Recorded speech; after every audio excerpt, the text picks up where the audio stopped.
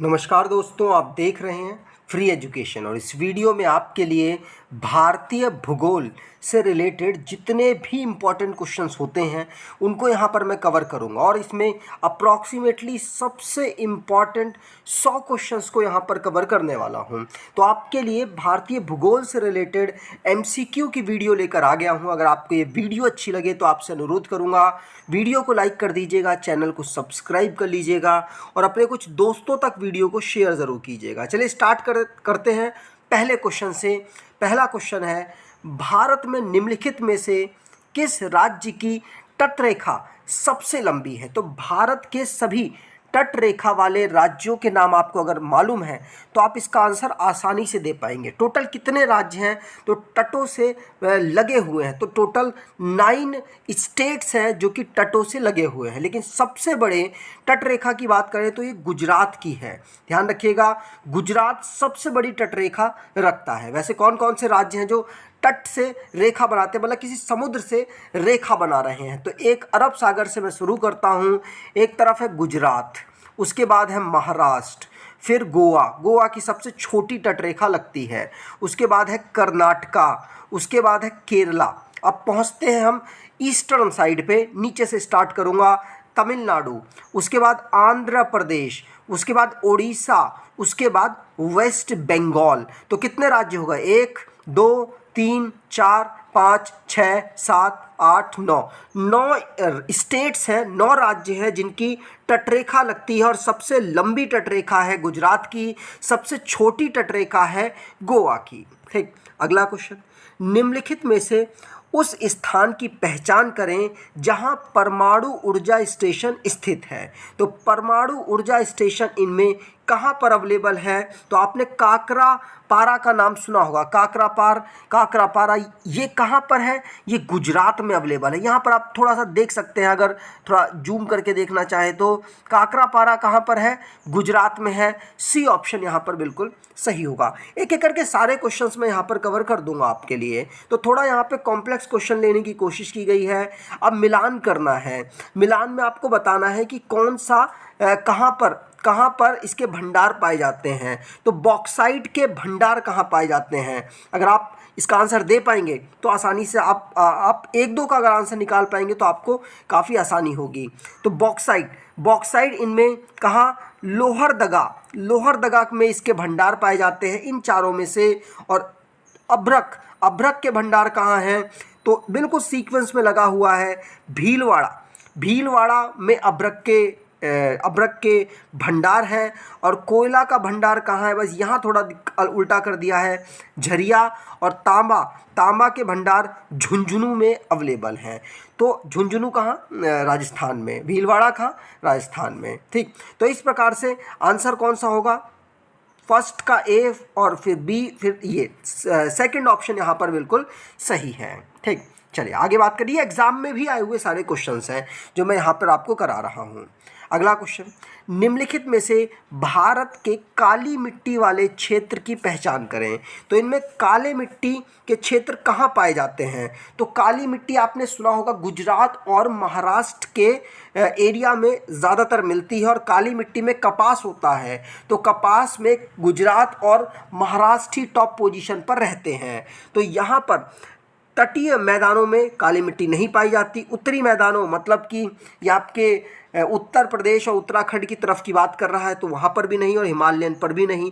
तो डेक्कन ट्रैप पर काली मिट्टी पाई जाती है। तो सी ऑप्शन यहाँ पर बिल्कुल सही होगा।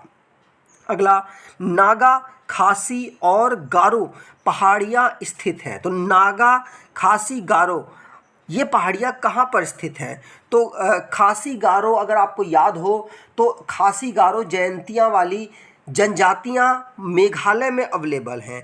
तो उससे आप यहाँ पर अंदाज़ा लगा सकते हैं कि ये पूर्वांचल जो पर्वत हैं उनकी बात हो रही है। तो पूर्वांचल पर्वतमाला जो कि हमारे नॉर्थ ईस्ट की साइड पर अवेलेबल है, वहाँ पर ही जो एक गारो और खासी और जयंतिया हिल्स पाई जाती हैं। और नागा भी इसी तरफ है, नागालैंड में। और गारो, खासी और जयंतिया मेघालय में अवेलेबल है। तो पूर्वांचल पर्वतमाला में गारो, खासी और नागा पहाड़ियाँ पाई जाती हैं। तो ए ऑप्शन बिल्कुल सही होगा। अगला, भारत की तटरेखा की अनुमानित लंबाई कितनी है? तो भारत की तटरेखा की लंबाई यहाँ पूछी जा रही है। तो यहाँ पर पूरी अगर लंबाई की बात करें तो अप्रॉक्सीमेटली 7000 किलोमीटर, इससे ज़्यादा है लेकिन अप्रॉक्सीमेटली यहाँ पर लिखा हुआ है, तो 7000 आंसर सही होगा। ऐसा ही क्वेश्चन आपसे एग्जाम में पूछा गया। अगला, क्षेत्रफल की दृष्टि से भारत दुनिया का सबसे बड़ा देश है। तो क्षेत्रफल की दृष्टि से कौन सा बड़ा देश है? तो देखिए, पहले स्थान पर कौन आता है? रशिया, दूसरे पर है कनाडा, तीसरे पर है चाइना और चौथे पर है यूएसए। उसके बाद फिर हमारा ब्राज़ील है, फिर ऑस्ट्रेलिया छठे नंबर पर और 7वें नंबर पर आता है भारत। तो क्षेत्रफल की दृष्टि से भारत 7वीं पोजीशन पर आता है। ठीक, तो यहाँ पर मैंने टॉप 10 जो कंट्रीज़ हैं एरिया वाइज उनको लगाया हुआ है। रूस यहाँ पर पहले पर, कनाडा यहाँ पर दूसरे पर, चीन यहाँ तीसरे पर, चौथे पर संयुक्त राज्य अमेरिका, ब्राज़ील 5वें पर, छठे पर ऑस्ट्रेलिया और 7वें पर आता है भारत। भारत के बाद भी अगर आप जानना चाहें तो अर्जेंटीना 8वें पर, 9वें पर कज़ाकिस्तान और अल्जीरिया 10वीं पोजीशन पर आता है। अगला, नाथुला। नाथुला दर्रा आपने सुना होगा, कहाँ पर है? अभी बताते हैं। नाथुला दर्रा वह स्थान जहां 44 वर्षों के बाद भारत चीन सीमा व्यापार फिर से शुरू हुआ है, भारतीय सीमा पर स्थित है। तो कहाँ पर यह स्थित है? राज्य ही आपसे पूछा जा रहा है। तो नाथुला दर्रा अवेलेबल है सिक्किम में, और सिक्किम में ही 44 सालों के बाद भारत चीन व्यापार दोबारा से शुरू हुआ है। तो नाथुला दर्रा कहाँ है? सिक्किम में अवेलेबल है। ठीक, चलिए आगे बात करें। और भारत के राज्यों में सिक्किम 1975 में जुड़ा था।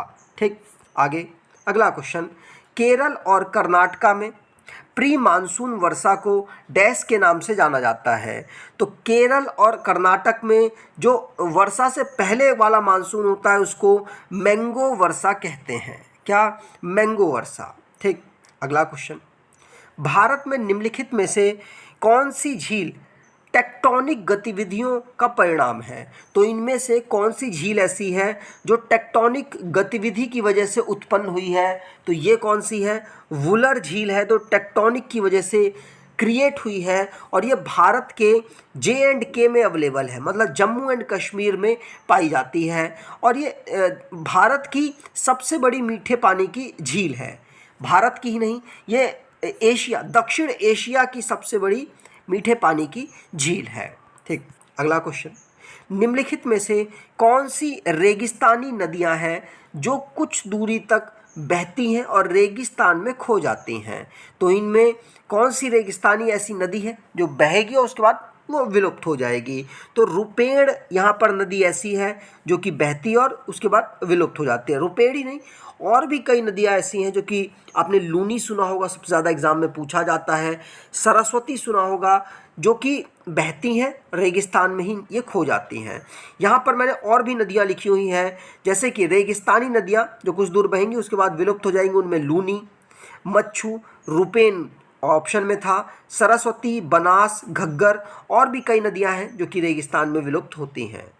अगला, पूर्णा, मंजीरा, प्राणहिता सहायक नदियां हैं। तो पूर्णा, मंजीरा और प्राणहिता ये किसकी सहायक नदी हैं? तो ये गोदावरी की सहायक नदी हैं।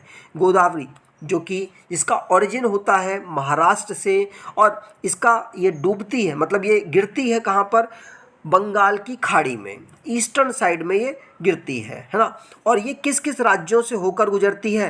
तो महाराष्ट्र से तो इसका ओरिजिन ही होता है, उसके बाद ये तेलंगाना जाती है, फिर आंध्र प्रदेश जाती है, उसके बाद ये छत्तीसगढ़, उड़ीसा जाती है और उसके बाद ये बंगाल की खाड़ी में गिर जाती है। ये कहाँ से निकलती है? तो ब्रह्मगिरी जो पर्वत हैं वो नासिक महाराष्ट्र के पास, वहाँ से निकलती हैं। त्र्यंबकेश्वर एक जगह है वहाँ से। ठीक, अगला क्वेश्चन, दो नदियों के बीच की उपजाऊ भूमि कहलाती है। तो दो नदियों के बीच की उपजाऊ भूमि को आप क्या कहते हैं? मतलब एक तरफ से नदी जा रही है, दूसरी तरफ से भी नदी जा रही है, उसे कहेंगे दोआब।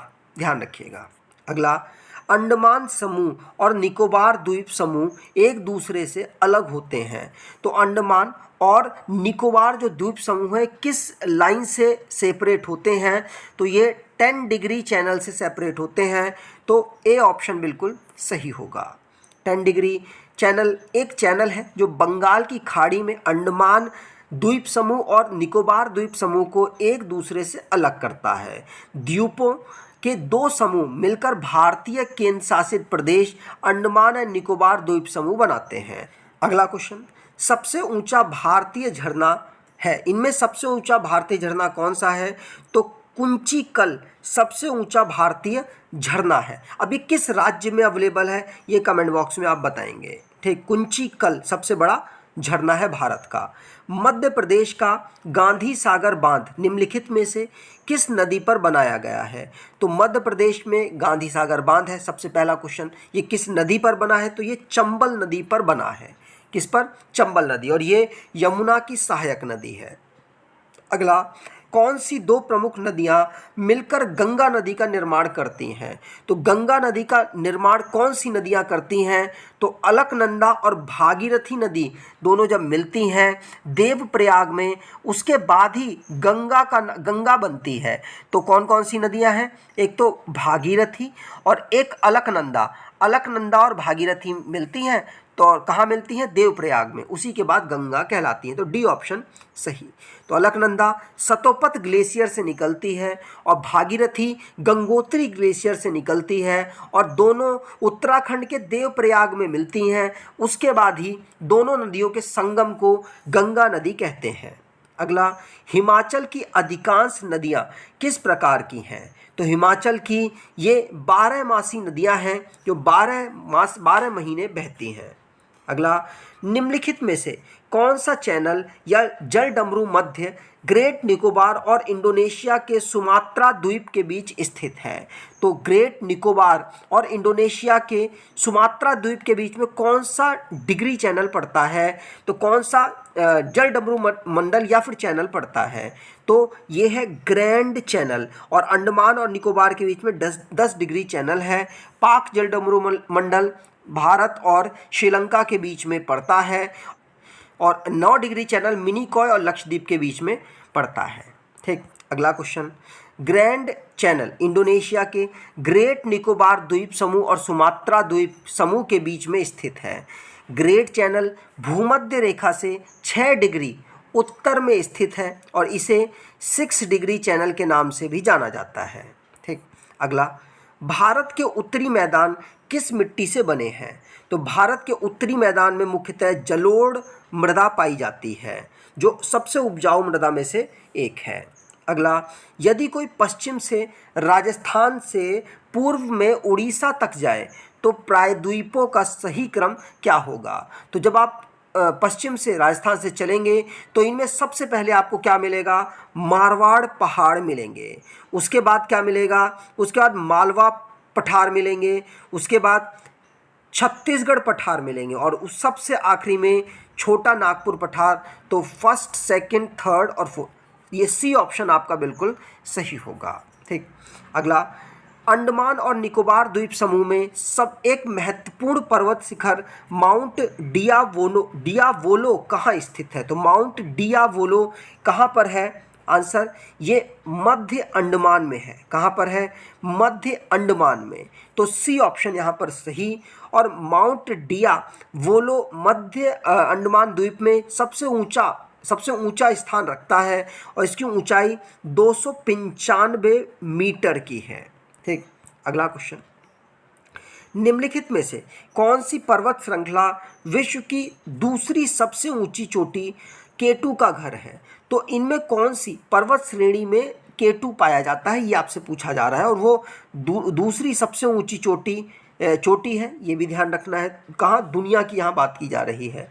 तो ये काराकोरम श्रेणी में K2 सबसे ऊंची चोटी है, और ये विश्व की दूसरी सबसे ऊंची चोटी है। K2 को माउंट गार्डविन ऑस्टेन के नाम से भी जाना जाता है, और स्थानीय रूप से इसे दापसांग या चोगोरी के नाम से भी जानते हैं। यह दुनिया की दूसरी सबसे ऊंची चोटी है। K2 काराकोरम रेंज में स्थित है। तो K2 काराकोरम रेंज में पर्वत श्रृंखला में स्थित है। निम्नलिखित में से कौन सा वलित पर्वत का प्रकार नहीं है? तो इनमें वलित पर्वत कौन सा नहीं है? तो ये राइन घाटी, यहाँ घाटी की बात हो रही है, तो ये वलित पर्वत का प्रकार नहीं है। बी ऑप्शन सही।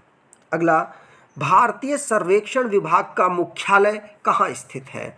तो ये देहरादून उत्तराखंड की कैपिटल में स्थित है। इसका गठन 1767 में हुआ था। भारतीय सर्वेक्षण विभाग का मुख्यालय इसका देहरादून उत्तराखंड में अवेलेबल है। और भारत के जो मंत्री हैं डॉक्टर जितेंद्र सिंह, वो विज्ञान और प्रौद्योगिकी मंत्रालय संभाल रहे हैं। अगला, भारत के 2 सबसे समृद्ध इको जोन हैं। तो सबसे समृद्ध यहाँ पर इको जोन हिमालय और साथ साथ पश्चिमी घाट सबसे समृद्ध हैं। तो सी ऑप्शन यहाँ पर बिल्कुल सही है। अगला क्वेश्चन, निम्न में से कौन सा कथन जलोढ़ मिट्टी के बारे में गलत है? तो इनमें जलोढ़ मिट्टी के बारे में पहले पढ़ते हैं कौन कौन से कथन सही हैं। तो यह नदियों द्वारा लाई गई मिट्टी से बना है, बिल्कुल सही है। इस मिट्टी में पोटास की बहुलता, मिट्टी जो पर्वतों से टूटी फूटी जो मिट्टियां हैं वो आकर इकट्ठी होती हैं, तो उसमें पोटास बहुत ज़्यादा मात्रा में होता है। तो ये भी स्टेटमेंट सही है। इसमें नाइट्रोजन और ह्यूमस की कमी होती है। इसमें नाइट्रोजन और ह्यूमस, और अधिकतर आप जो मिट्टियां पढ़ेंगे उनमें नाइट्रोजन और ह्यूमस की कमी होगी। तो आप ये भी आंसर सही है। तो इनमें से कोई भी नहीं है जो गलत है जलोढ़ के लिए। तो डी ऑप्शन बिल्कुल सही। अगला, सर्दियों के महीनों में भारत में जेट स्ट्रीम कितनी ऊंचाई पर बहती है? तो ये लगभग 9 से 13 किलोमीटर की ऊंचाई पर जेट स्ट्रीम बहती हैं। भारत में जेट स्ट्रीम, ये इनकी ऊंचाई कितनी है? 9 से 13। कब? सर्दियों के महीने में। जेट धाराएं पृथ्वी से सबसे ऊपर बहने वाली हवाओं की धारा है। वे लगभग 8 से 15 किलोमीटर की ऊंचाई पर बहती हैं, लेकिन सर्दियों के समय में इसकी ऊंचाई और मध्य हो जाती है, 9 से 13 किलोमीटर तक हो जाती है। अगला, दिल्ली और पटना के बीच चलने वाली गर्म शुष्क दमनकारी हवाओं के नाम बताइए। तो दिल्ली और पटना में जो गर्मी के समय चलती हैं और बहुत ज़्यादा मतलब हवा चलती है जब गर्म में, उसे हम क्या कहते हैं? लू कहते हैं। तो लू आंसर सही होगा। ठीक। अगला, चक्रवात का केंद्र एक शांत क्षेत्र है, इसे तूफान का डैश कहा जाता है। तो चक्रवात के समय जो इसका केंद्र होता है, इसका बीच वाला, जैसे घूम रही होती है हवा, तो उसका केंद्र वाला पॉइंट क्या कहते हैं? वो शांत है, वहाँ पे हवा का प्रेशर बहुत लो होता है, तो उसे क्या कहते हैं? उसे कहते हैं आँख। ठीक। अगला क्वेश्चन, नवंबर की शुरुआत में बंगाल की खाड़ी के ऊपर कम दबाव की स्थिति उत्पन्न हो जाती है। यह स्थानांतरण चक्रवाती कम दबाव से संबंधित है जो डैश पर उत्पन्न होती है। तो ये अंडमान सागर में उत्पन्न होती है। जब बंगाल की खाड़ी में ना कम दबाव होता है, उस समय पर ये चक्रवात जैसी सिचुएशन बना लेता है। और ये कहाँ होता है? ये अंडमान सागर में होगा, क्योंकि बंगाल की खाड़ी कहाँ है? अंडमान के पास ही अवेलेबल है। ठीक। अगला, भारत का क्षेत्रफल विश्व के कुल भौगोलिक क्षेत्रफल का कितना प्रतिशत है? तो भारत का क्षेत्रफल पूरे दुनिया का जो लैंड का क्षेत्रफल है उनमें 2.4% है, और इनमें लगभग 17%, अब तो ज़्यादा ही हो चुका है, लेकिन लगभग 17% जनसंख्या निवास करती है। ठीक। अगला क्वेश्चन 17.7, ये 2011 की जनगणना के अनुसार है। अगला, निम्नलिखित में से कौन सा भारतीय राज्य क्षेत्रफल की दृष्टि से सबसे बड़ा राज्य है? तो सबसे बड़ा राज्य क्षेत्रफल की दृष्टि से राजस्थान है। ध्यान रखिएगा, राजस्थान। अगर भारत के पूरे भूभाग की बात करें तो भारत का लगभग 10% एरिया राजस्थान ही घेरता है। ठीक। इसीलिए क्षेत्रफल की दृष्टि से सबसे बड़ा भाग है, ये सबसे बड़ा राज्य है। निम्नलिखित में कौन पश्चिम घाट का हिस्सा नहीं है? तो इनमें पश्चिम घाट का हिस्सा कौन सा नहीं है? अन्नामलाई पश्चिम घाट में है, कार्डेमम पहाड़ियाँ पश्चिम घाट में है, नीलगिरी पहाड़ियाँ भी पश्चिम घाट में है, लेकिन महादेव पहाड़ियाँ पश्चिम घाट में नहीं है। तो सी ऑप्शन बिल्कुल सही। अगला, कौन सा दर्रा कुल्लू घाटी को भारत के हिमाचल प्रदेश के लाहौर और स्पीति घाटियों से जोड़ता है? तो इनमें लाहौल और स्पीति घाटियों से जोड़ने वाला कौन सा दर्रा है? तो ये है रोहतांग दर्रा, और ये हिमाचल प्रदेश में अवेलेबल है। ध्यान रखिएगा, रोहतांग दर्रा कुल्लू घाटी को हिमालय प्रदेश की लाहौल और स्पीति घाटियों से जोड़ता है। इसकी कुल ऊंचाई लगभग 4000 मीटर की है। अगला, भारत के पश्चिम तट पर कौन सा प्राकृतिक बंदरगाह स्थित है? तो इनमें प्राकृतिक बंदरगाह की बात की जा रही है जो कि पश्चिमी तट पर अवेलेबल है। ये है मरमगांव। मरमगांव कहाँ पर है?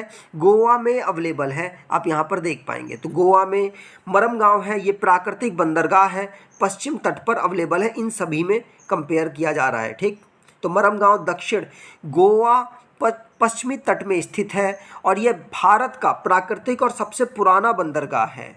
इसमें एक गहरा प्राकृतिक बंदरगाह है और गोवा का सबसे महत्वपूर्ण ये बंदरगाह माना जाता है।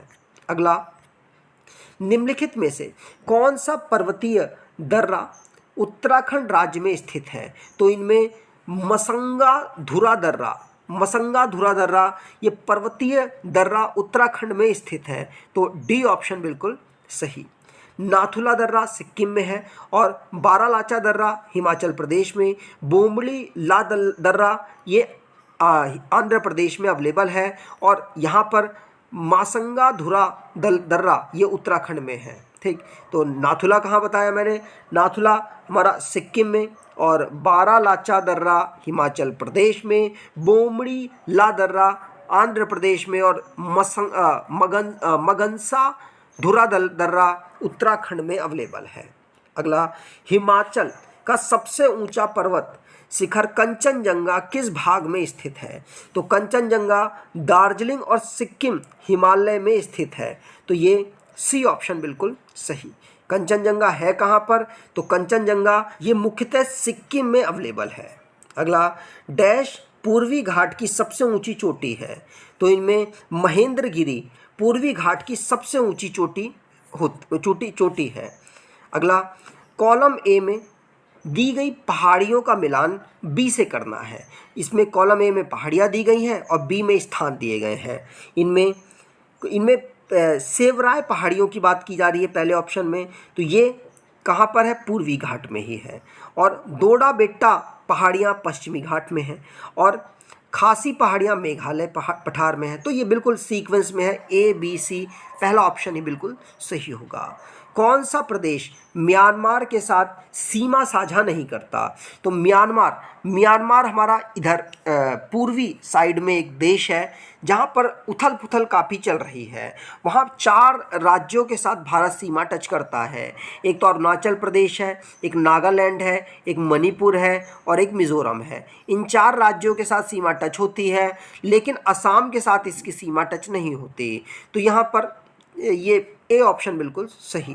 तो भारत के अरुणाचल प्रदेश, नागालैंड, मिज़ोरम, मणिपुर के साथ म्यांमार की सीमा टच होती है। इसके साथ ही अंडमान निकोबार द्वीप समूह से समुद्री सीमा भी इसकी टच होती है। अगला क्वेश्चन, निम्नलिखित में से किस स्टील प्लांट को भारत का सबसे स्वदेशी स्टील प्लांट कहा जाता है? तो भारत का पहला स्वदेशी स्टील प्लांट ये बोकारो स्टील प्लांट है। बोकारो स्टील प्लांट भारत का पहला स्वदेशी स्टील प्लांट है, ध्यान रखिएगा। बोकारो झारखंड में स्थित है और भारत का पहला स्वदेशी स्टील प्लांट कहा जाता है इसे। अगला, मुल्ला पेरियार बांध का विवादित मामला किन 2 राज्यों के बीच है? तो मुल्ला पेरियार से आप समझ गए होंगे, ये तमिलनाडु और केरल के बीच में इन दोनों राज्यों का विवाद चल रहा है। ठीक, भारत का सबसे बड़ा अंतर्देशीय खारा आर्द्र क्षेत्र किस राज्य में स्थित है? तो भारत का सबसे बड़ा राजस्थान में अंतर्देशीय खारा आर्द्र क्षेत्र स्थित है। अगला, निम्नलिखित में से किस राज्य का जनसंख्या घनत्व सबसे ज़्यादा है? तो सबसे ज़्यादा किसका है? जनसंख्या घनत्व सबसे ज़्यादा है बिहार का। और सबसे कम की यहाँ पर बात की जा रही है, तो सबसे कम है अरुणाचल प्रदेश का। ठीक, अगला क्वेश्चन, निम्नलिखित में से भारत के किस राज्य द्वारा ऊन का उत्पादन किया जाता है? तो इनमें राजस्थान में सबसे ज़्यादा ऊन का उत्पादन किया जाता है भारत में। अगला क्वेश्चन, तो भारत के शीर्ष राज्य की बात करें जो ऊन का उत्पादन करते हैं, राजस्थान पहले पर, दूसरे पर कर्नाटका, तीसरे पर जम्मू एंड कश्मीर, फिर तेलंगाना और फिर गुजरात आता है। अगला क्वेश्चन, निम्नलिखित में से कौन सी नदी पंचंद में शामिल नहीं है। तो इनमें पंचंद में शामिल होने वाली नदी कौन सी नहीं है? तो आप ना, पंजाब में 5 नदियाँ बहती हैं, उन्हीं को कहते हैं पंचंद।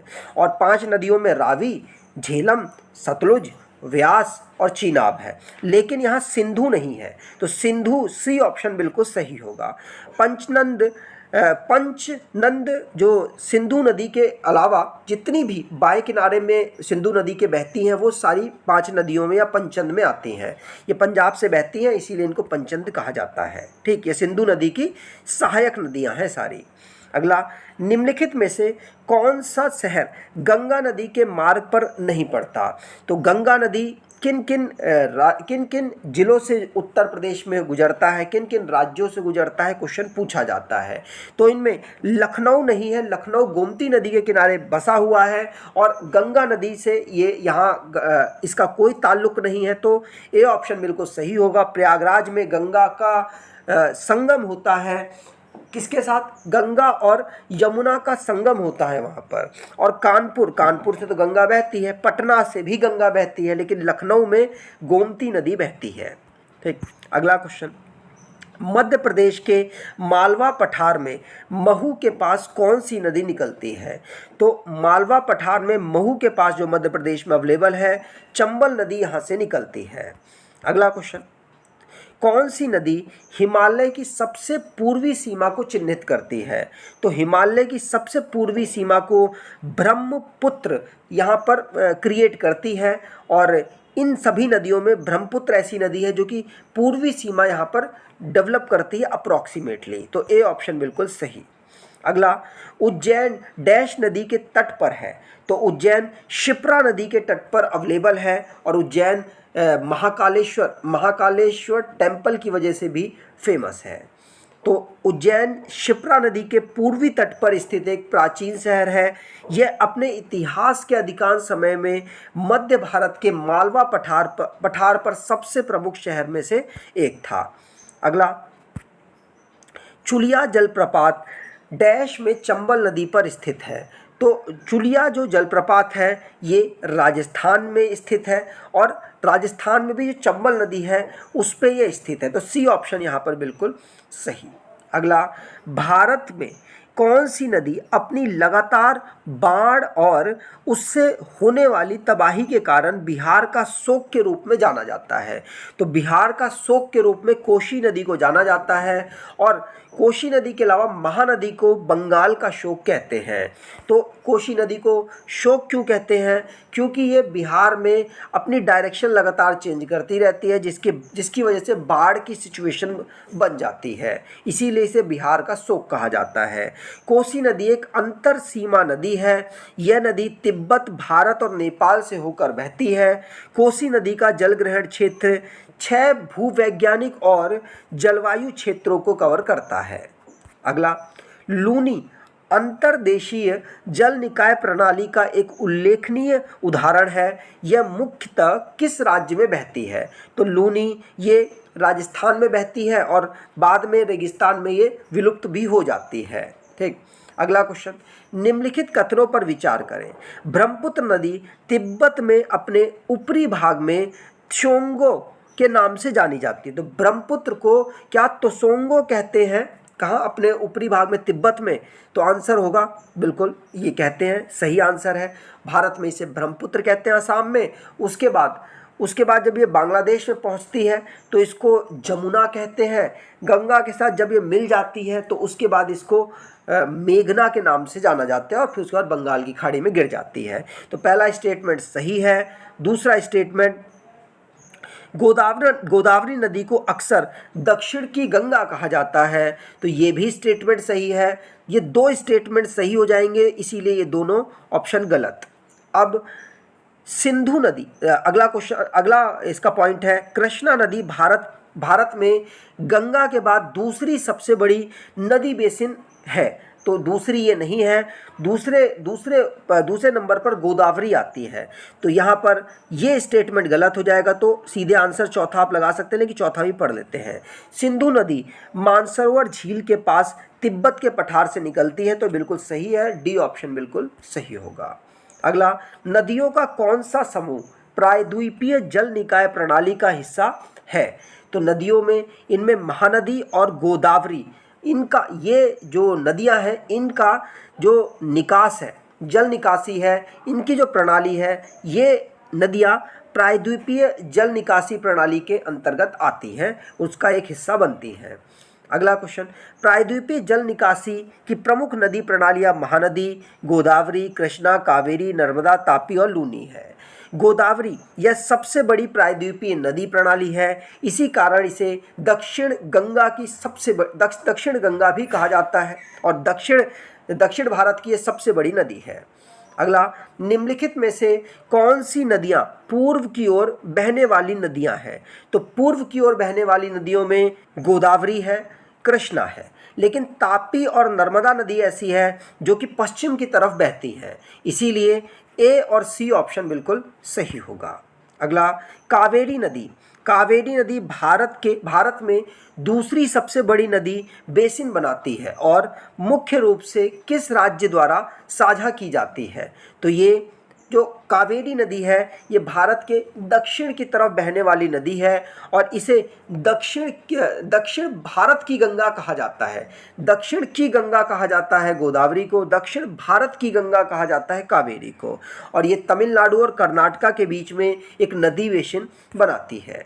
तो कावेरी नदी दक्षिण भारत की पवित्र नदी है। यह दक्षिण पश्चिम कर्नाटक राज्य में पश्चिम घाट के ब्रह्मगिरी पहाड़ी से निकलती है और ये तमिलनाडु और कर्नाटक में मुख्यतः बहती है।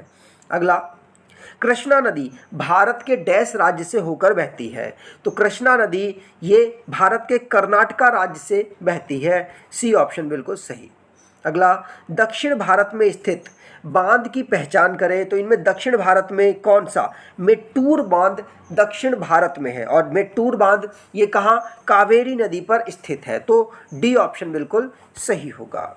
अगला, निम्नलिखित में से कौन सा बांध झारखंड में स्थित है? तो झारखंड में मैथन बांध स्थित है और मेट्टूर बांध ये दक्षिण भारत में कावेरी नदी पर स्थित है। ठीक, अगला क्वेश्चन, भोजताल जिसे पहले अपर लेक के नाम से जाना जाता था, निम्नलिखित में से किस राज्य में स्थित है? तो भोजताल ये मध्य प्रदेश में स्थित है, बी ऑप्शन बिल्कुल सही होगा, जिसे अपर लेक के नाम से भी जाना जाता था, मध्य प्रदेश में है, ध्यान रखिएगा।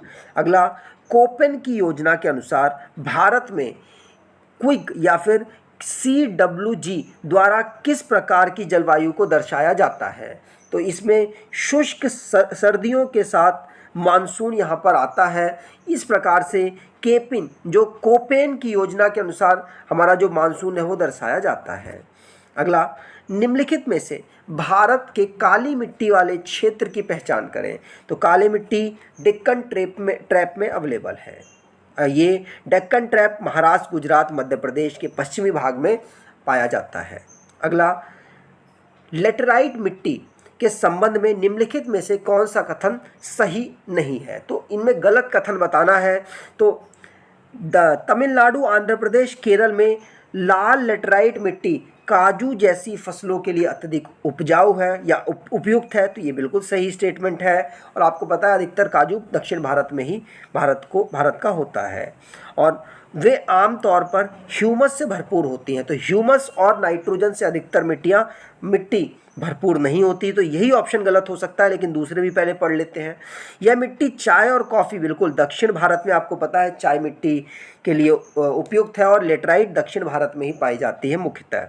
लेटराइट मिट्टी उच्च तापमान और भारी वर्षा वाले क्षेत्रों में विकसित होती है, तो ये भी सही है, बी ऑप्शन ही है आपका जो गलत है। ठीक, अगला क्वेश्चन, निम्नलिखित में से कौन सी फसल खरीफ फसल का उदाहरण है? तो खरीफ फसल वो फसल होती है जिसको हम बारिश मतलब जुलाई अगस्त के आसपास बोते हैं और उसके बाद हम इसे काट लेते हैं जब हमारा अक्टूबर नवंबर आता है। तो चावल एक ऐसी फसल है जिसको हम खरीफ फसल कह सकते हैं। बाकी जितनी गेहूं, जौ, सरसों, ये तीनों की तीनों ठंड वाली फसलें जिनको रबी फसल हम कह सकते हैं। अगला, कोलार गोल्ड फील्ड भारत के किस राज्य में स्थित है? तो कोलार गोल्ड फील्ड ये भारत के कर्नाटका में स्थित है। आपने KGF मूवी देखी होगी, उससे भी आप पहचान सकते हैं। कोलार गोल्ड फील्ड जो KGF तालुक या टाउनशिप में अवेलेबल है। कोलार जिला कर्नाटका में अवेलेबल है।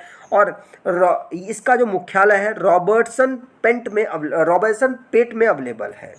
अगला, इंदिरा कोल किन 3 देशों की त्रिकोणीय सीमा का निर्माण करता है? तो इंदिरा कोल ये भारत, पाकिस्तान और चीन की सीमा निर्धारित करता है। तो बी ऑप्शन बिल्कुल सही है। इंदिरा कोल सियाचिन ग्लेशियर में 5764 मीटर ऊंचाई पर स्थित है। इस स्थान पर भारत, पाकिस्तान, चीन की सीमा लगती है। अगला क्वेश्चन, नीचे दिए गए विकल्पों पर विचार कीजिए।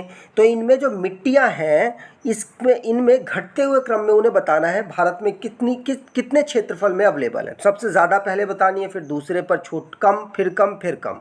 तो इसमें एलुवियल सॉइल जो भारत में पाई जाती है, जलोढ़ मृदा सबसे ज़्यादा पाई जाती है। तो एक ही ऑप्शन है, ए ही ऑप्शन बिल्कुल सही होगा। तो सबसे ज़्यादा एलुअल, फिर उसका लाल मृदा, फिर काली मृदा और फिर लेटराइट मृदा। सबसे कम भारत में इन चारों में से लेटराइट मृदा पाई जाती है।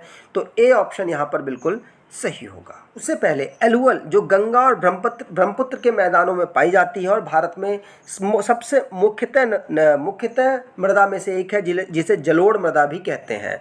लाल मृदा मुख्य रूप से तमिलनाडु, कर्नाटक और अन्य पठारीय भूभागों में पाई जाती है। काली मिट्टी महाराष्ट्र, गुजरात, मध्य प्रदेश में मुख्यतः पाई जाती है। काली मृदा ये कपास की खेती के लिए सबसे बेहतरीन है। और लेटराइट मृदा पूर्वी घाट के क्षेत्र, असम, तमिलनाडु, कर्नाटक के कुछ क्षेत्रों में पाई जाती है।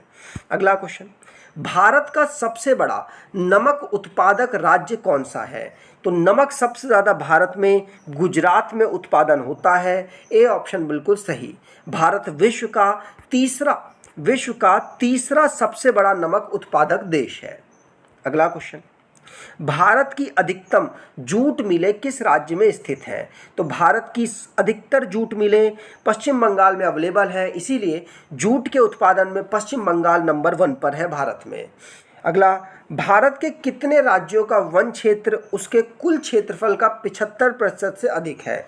तो मतलब राज्य इतना और वन सबसे ज़्यादा 75% से ज़्यादा अपने पास रखता है।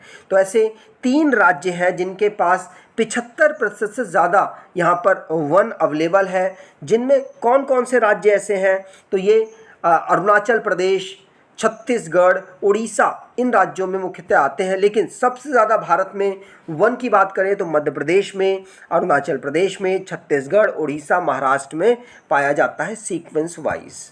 अगला, कर्नाटक में स्थित कृष्ण राजा सागर बांध निम्नलिखित में से किस नदी पर बनाया गया है? तो ये कर्नाटका में जो कृष्ण राजा सागर बांध है ये कावेरी नदी पर बनाया गया है। ए ऑप्शन बिल्कुल सही होगा। अगला, भारत की सबसे लंबी नदी कौन सी है? तो सबसे लंबी नदी है भारत की गंगा। ध्यान रखिएगा, 2525 किलोमीटर ये बहती है। अगला, निम्नलिखित में से किस स्थान पर कभी भी सूर्य की सीधी किरणें नहीं पड़ती?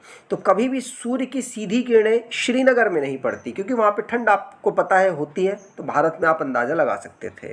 अगला, निम्नलिखित में से कौन सी गंगा मैदान में बाढ़ द्वारा जमा की गई नई जलोढ़ मिट्टी है? तो इनमें कौन सी नई जलोढ़ मृदा है? तो भाबर को कहा जाता है जो पुरानी जलोढ़ मृदा है, और खादर को कहा जाता है जो नई जलोढ़ मृदा है। तो डी ऑप्शन बिल्कुल सही होगा।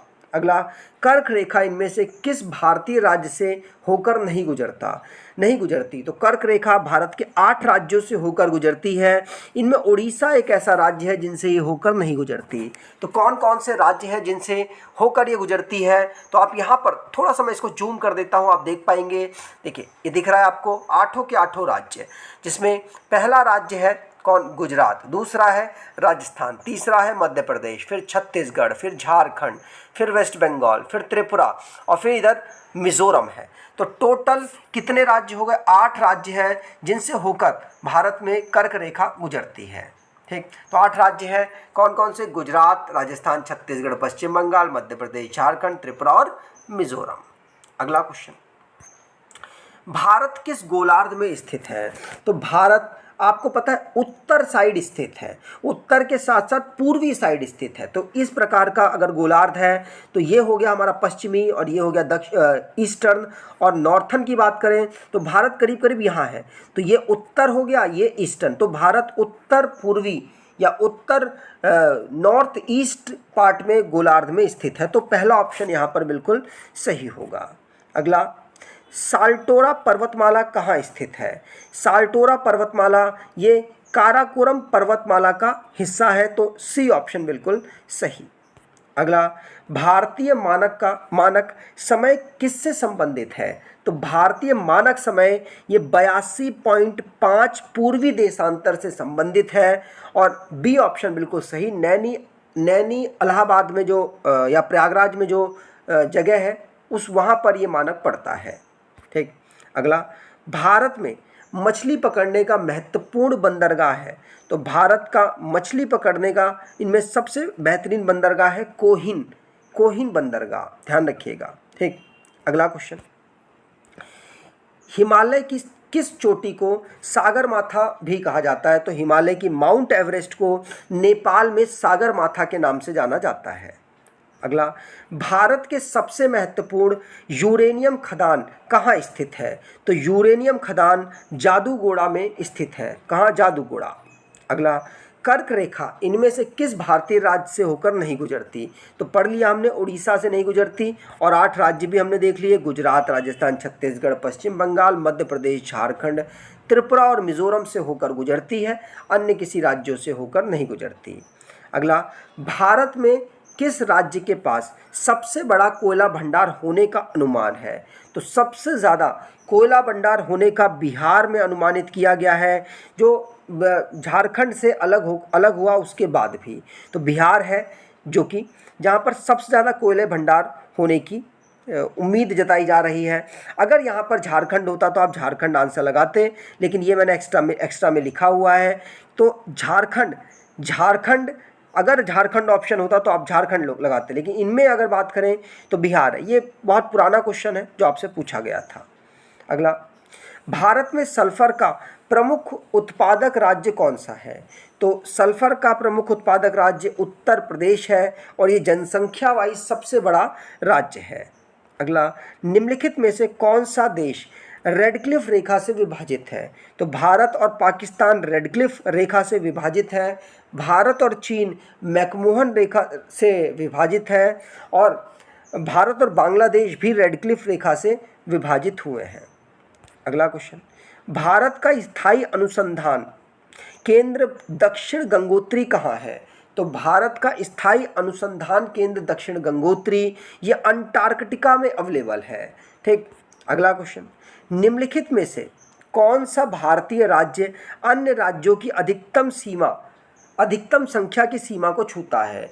तो भारत का उत्तर प्रदेश राज्य ऐसा है जो सबसे ज़्यादा राज्यों के साथ सीमा को छूता है। इधर से शुरू करें तो बिहार हो गया, झारखंड, छत्तीसगढ़ और मध्य प्रदेश, राजस्थान, उत्तराखंड और हिमाचल प्रदेश ऐसे हैं जिनके साथ भारत की सीमा टच होती है। तो कितने राज्य? 1 2 3 4 5 6 7 और एक हरियाणा भी है जिसके साथ भारत की उत्तर प्रदेश की सीमा टच होती है। तो 8 राज्य हैं जिनके साथ उत्तर प्रदेश की सीमा टच होती है और एक यूनियन टेरिटरी भी है जिसके साथ सीमा को टच करता है। तो टोटल 9 राज्यों और केंद्र शासित प्रदेश के साथ सीमा टच होती है। एक अंतर्राष्ट्रीय सीमा नेपाल के साथ भी इसकी लगती है। अगला, पूर्वी हिमालय से संबंधित निम्नलिखित कथन पर विचार करें। तो तीस्ता और ब्रह्मपुत्र नदी के बीच 88 डिग्री पूर्वी देशांतर के पूर्व में स्थित है। तो ये ऑप्शन सही है या गलत? आगे बात करें, बड़े ट्रैक घने सदाबहार जंगलों से ढके हुए हैं, उपयुक्त कथनों में से कौन सा सही है? तो जो बड़े ट्रैक है वो घने सदाबहार जंगलों से ढके होते हैं, ये सही है। और तीस्ता और ब्रह्मपुत्र नदी 88 डिग्री पूर्वी देशांतर के पूर्व में स्थित है, ये भी सही है। तो सी ऑप्शन बिल्कुल सही। अगला, निम्नलिखित में से किस शहर को जुड़वा शहर कहा जाता है? तो जुड़वा शहर हैदराबाद और सिकंदराबाद को कहा जाता है। हैदराबाद सिकंदराबाद को जुड़वा शहर कहा जाता है। हैदराबाद तेलंगाना की राजधानी है। हैदराबाद को मोतियों का शहर भी कहा जाता है। अगला, किस राज्य को भारत का चीनी का कटोरा कहा जाता है? तो भारत की चीनी का कटोरा उत्तर प्रदेश को कहा जाता है। तो ए ऑप्शन बिल्कुल सही। भारत का दूध का कटोरा उत्तर प्रदेश, भारत का नमक का कटोरा गुजरात, भारत का मसाला कटोरा केरल को कहा जाता है। अगला, निम्नलिखित में से कौन सा देश मैकमोहन रेखा से विभाजित होते हैं? तो मैकमोहन से भारत और चीन की सीमा यहाँ पर विभाजित होती है और डुरंड रेखा भारत और अफगानिस्तान के बीच में बनती है। मैकमोहन रेखा 1914 में हस्ताक्षरित संधि के साथ एक भाग के रूप में भारत और चीन के बीच में एक सीमा को तय करता है। ये उस समय पर ब्रिटिश जो शासन कर रहे थे उन्होंने साइन किए थे चीन के साथ। ठीक, अगला क्वेश्चन, भारत का सबसे ऊंचा बांध कौन सा है? तो भारत का सबसे ऊंचा बांध है टिहरी बांध। टिहरी बांध उत्तराखंड में अवेलेबल है और भागीरथी नदी पर यह बांध बना हुआ है। अगला, निम्नलिखित में से कौन सा जोड़ा सही ढंग से मेल नहीं खाता?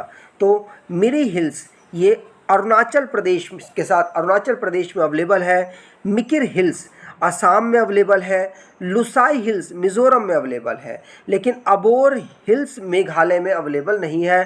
तो यही ऑप्शन बिल्कुल सही हो जाएगा क्योंकि हमसे गलत ही पूछा था। विश्व में भारत किसके उत्पादन में शीर्ष पर है? विश्व में भारत यहाँ पर अभ्रक उत्पादन में शीर्ष पर आता है। तो सी ऑप्शन बिल्कुल सही। अगला, लक्षद्वीप में कितने द्वीप हैं? तो लक्षद्वीप में टोटल 36 द्वीप अवेलेबल है। ठीक, अगला, भारत दुनिया में मैग्नीज अयस्क के सबसे बड़े उत्पादकों में से एक है। कौन सा? तो सबसे बड़े उत्पादकों में ब्राज़ील और रूस के साथ एक है। तो यहाँ बी ऑप्शन बिल्कुल सही। लास्ट क्वेश्चन है आपके लिए, निम्नलिखित कथनों पर विचार करें जो भारत की जलवायु से संबंधित है। तो यहाँ की जलवायु उष्ण कटिबंधीय मानसून प्रकार की है। तो ये बात तो सच है, आपने पढ़ा भी होगा कई बार। बदलते मौसम भारत की जलवायु की मुख्य विशेषता है। भारत का मौसम लगातार बदलता रहता है, सर्द से वसंत, वसंत से ग्रीष्म, इस प्रकार से पूरा मौसम बदलता रहता है। तो यहाँ पर सी ऑप्शन बिल्कुल सही हो जाएगा। तो उम्मीद करूँगा आपको ये वीडियो अच्छी लगी होगी। वीडियो अच्छी लगी है तो आपसे अनुरोध करूँगा वीडियो को लाइक कर दीजिएगा, चैनल को सब्सक्राइब कर लीजिएगा और अपने कुछ दोस्तों तक वीडियो को शेयर ज़रूर कीजिएगा। धन्यवाद।